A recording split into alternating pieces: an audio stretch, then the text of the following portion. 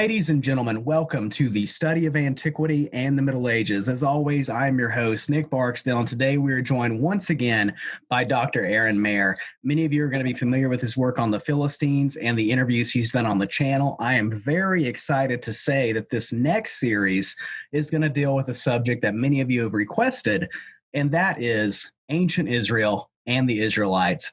Dr. Aren Maeir, thank you so much for coming on today. It's my pleasure, like always.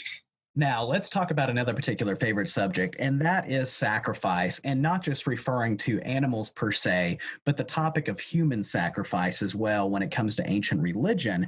Do we have any evidence at all for human sacrifice within the borders or regions of what we consider ancient Israel to be? And if so, is that due to the Israelites or possibly due to florid borders of their neighbors? Well, there's a very strong tradition in Roman sources, but also in archaeological remains relating to the Phoenicians of the Tophet. And according to that, the Phoenicians sacrificed infants to a god, and according to the Roman depiction, they were thrown into a fire or something of the sort. And there have been found several cemeteries in various Phoenician sites, both in Lebanon, perhaps in northern Israel, there's perhaps a hint, and also, for example, in Carthage and other Phoenician sites in the Mediterranean, where it has been suggested that this was evidence of this infant sacrifice. Now, there's debate about this. Some scholars accept it, some scholars don't accept it. But the biblical tradition is very clear in talking about that the Phoenicians burned their babies, sacrificed their children. And there is a biblical narrative saying that this tradition also came to Jerusalem in the late Iron Age and castigating it. This is a horrible thing that shouldn't be done. So there seems to be a tradition that there was some sort of infant sacrifice practiced by some people in Iron Age Judah, but we don't have any evidence of this archaeologically. And we don't have any evidence of other types of human sacrifice in Israel or Judah during the Iron Age. Does that mean that it didn't occur at all? It's hard to say, but it's not something that it's for sure. I mean, if you think of the biblical text, the one place where supposedly they were about to do a human sacrifice is Abraham and Isaac, on the Mount Moriah. But that's put out there as sort of like the horrendous thing that he's about to do because the God said, etc. And in the end, he doesn't do it. So again, the question is, what was the writer trying to convey there? You could argue that he was trying to convey that they're very much against that type of behavior. And again, we don't have any other substantial evidence of this, and archaeologically, we don't have it as well.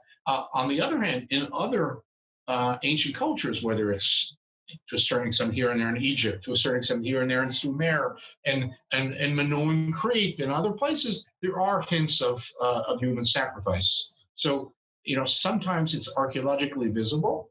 We don't have anything that tells us about this in Iron Age Judah or Israel. That's really interesting. If you read like the Old Testament, you see like Jericho, for example, only one family is spared, and you're not supposed to take anything from the city, right?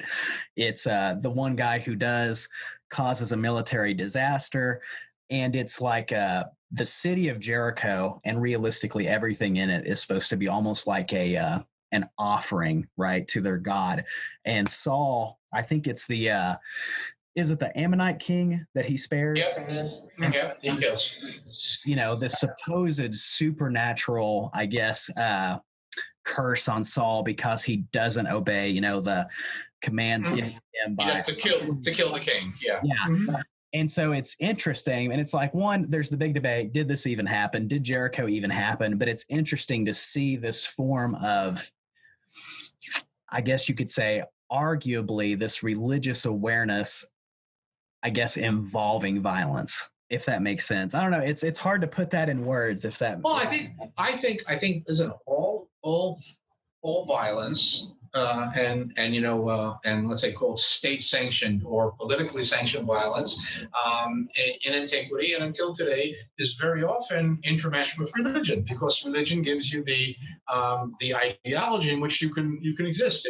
It enables you to explain your daily life, and it also enables you to explain horrible situations, whether you win them or you lose them. You still try to explain them using your religion. So if you, in the context of a religious explanation of events in a war, you also explain it that way. So I think it's just it's integrating. In antiquity, as in many traditional societies, there's no separation between life and religion. It's all intermeshed, and you get up from the moment you wake up until the moment you go to sleep. Your daily life is intermeshed with your religious beliefs and practices. So I think it also goes for your conduct in war. But on this little topic, because I feel like this is a really interesting one, whenever Saul doesn't kill the king and spare some of the livestock and stuff like that, was it a prophet or judge that had told him he was supposed to? I can't remember. Samuel. Samuel. Yeah. Do you feel like this could be a reference to almost a power struggle between a priestly class and the kingship?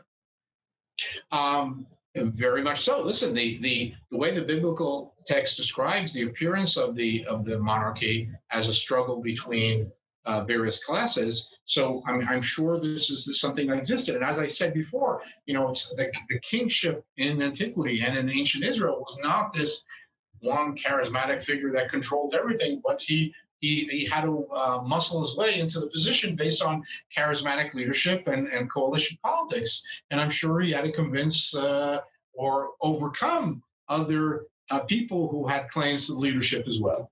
Ladies and gentlemen, thank you for joining us today at the study of antiquity and the Middle Ages. I hope you've enjoyed what we've done so far. This is actually just the first part of the series on ancient Israel. We've got more stuff coming, so stick with us. It's going to be absolutely fantastic. I can't wait to get into more. And Dr. Aren Maeir, thank you so much for coming on today. My pleasure. Great to be here.